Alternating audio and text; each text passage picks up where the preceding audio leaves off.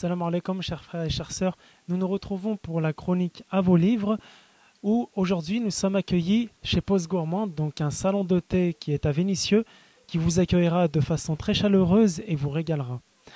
Nous allons discuter de certains livres parmi lesquels je voulais me souvenir un petit peu du rôle de ce mois de Ramadan, ce rôle qui a été le porteur de la révélation. Qui dit révélation dit Mohammed sallallahu alayhi wa sallam.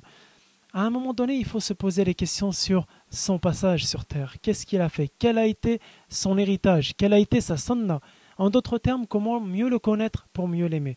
Voilà pourquoi je vais commencer par un livre qui parle de lui, notamment de ce qu'il a, de toute son histoire. Un livre de Adil Salahi, Mohammed, homme et prophète. Donc c'est un livre très complet qui traite chacun des épisodes prophétiques dans le détail où vous tirerez de grands enseignements. On peut y trouver notamment, en cette période de Ramadan, l'épisode de Badr, notamment tous les problèmes et les persécutions avant l'hégire que les musulmans ont eu à affronter. Et puis, toutes les personnes qui y sont citées sont souvent le fait de compagnons, d'ennemis de l'islam, parfois qu'ils ont ensuite choisi le camp lumineux des croyants. Quoi qu'il en soit, c'est un livre qui saura vous renseigner sur tous vos doutes sur la vie du prophète. Sachant une chose, c'est que les faits qui y sont abordés, ils sont de manière exacte. Voilà donc pour le premier livre. Ensuite, j'aimerais mettre à l'honneur un auteur qui est un auteur local, qui est en même temps professeur local, grand conférencier, qui voyage un peu dans toute la francophonie pour distribuer de la bonne parole, qui est Mohamed Minta, un auteur prolifique. Donc, il est diplômé de l'université de Médine, puis il a continué à chercher la science. Et puis, voilà un des livres, on va dire un de ses livres phares, qui est La voie de l'éducation spirituelle et de la purification de l'âme.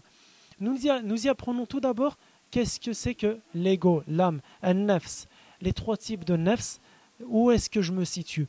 Vers quelle direction dois-je orienter mes efforts? Quels seront mes résultats si seulement ces efforts étaient déséquilibrés? Et quels espoirs pourrais-je placer en mon nafs si je l'éduque? Ensuite, il parle du cœur, de l'attrait du cœur dans le bas monde, de l'attrait du cœur vers le paradis, des espoirs, se nourrir d'espoirs, de faux espoirs comme des espoirs divins. Ensuite, il nous parle de tous les outils qui peuvent nous permettre de cheminer vers Dieu et de se purifier. Et bien sûr, il conclut en parlant des fruits de cette douceur de la foi, des fruits de cet épanouissement, donc se conforter totalement à Dieu, être de bons comportements, vivre de manière heureuse, tout en conservant une bonne santé. Voilà donc pour le deuxième livre, Mohamed Minta. Mohamed Minta qu'on découvre dans un de ses nouveaux livres qui est La confiance en Dieu, At-Tawakkul. At-Tawakkul, c'est une notion qui est essentielle dans le cœur du musulman. D'ailleurs, un des savants, Ibn Qayyim Jawziya, disait que At-Tawakkul est la moitié de la religion. Parce qu'il est vrai que si dès le départ tu confies ton âme, ton destin, tes faits, tes gestes, l'acceptation de tes adorations et de tes faits et gestes auprès de Dieu, tu as compris une grande partie de la religion. Et il parle aussi de la relativité du tawakkul, parce que certains pensent que c'est la réponse à toutes les négligences de ce bas monde, à tous les oublis.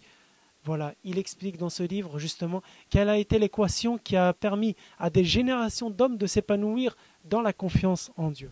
Voilà donc le deuxième livre, La confiance en Dieu, At-Tawakkul sans ses bienfaits. Un troisième livre de Mohamed Minta, Ad-Du'a, Al-Vikr wa Ad-Du'a, rappel et invocation. Tout d'abord une introduction et un long chapitre sur l'explication de l'invocation, de Du'a. Dans ce mois de Ramadan, il est important de se rappeler le message que Dieu nous a transcrit. وَإِذَا سَأَلَكَ عَنِّي عِبَادِي فَإِنِّي قَرِيبٌ أُجِيبُ دَعْوَةَ الدَّاعِ إِذَا دَعَانِ. Et lorsque mon serviteur t'interroge à mon sujet, dis-lui, alors je suis tout prêt. Je réponds à mon serviteur lorsqu'il m'invoque. Et sachez que l'invocation du jeûneur, l'invocation lorsqu'il est au paroxysme de ses souffrances, c'est-à-dire même au moment de la rupture, font partie des invocations exaucées. Se rapprocher de Dieu, c'est se confier à lui, c'est lui se remettre envers ses craintes, envers ses objectifs, envers ce à quoi nous tenons, et principalement à l'au-delà. Les invocations de l'au-delà sont les plus acceptées. Vous savez, c'est les invocations du courageux, du croyant, de celui pour qui ce bas monde, après tout, n'a vraiment rien d'autre que la valeur d'une moustique. et il comprend que l'essentiel se trouvera après la mort. Donc il oriente ses demandes à ce sujet. C'est ainsi qu'on atteint le degré de ceux qui aiment Dieu, de ceux qui se rapprochent de Dieu et de ceux qui estiment, qui espèrent être sous son ombre le jour dernier. En attendant de notre prochaine rencontre, je vous souhaite de continuer à nourrir votre spiritualité pendant le mois de Ramadan. Assalamu alaikum wa rahmatullah.